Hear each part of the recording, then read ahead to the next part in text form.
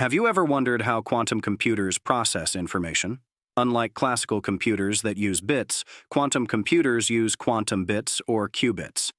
But how do we manipulate these qubits? Enter quantum logic gates. What makes quantum logic gates different from classical gates? While classical gates perform operations like AND and OR, quantum gates can create superposition and entanglement. Think of them as musical notes. Each gate represents a specific operation that changes the state of qubits. The most fundamental quantum gate is the Hadamard gate, which creates superposition. Imagine flipping a coin.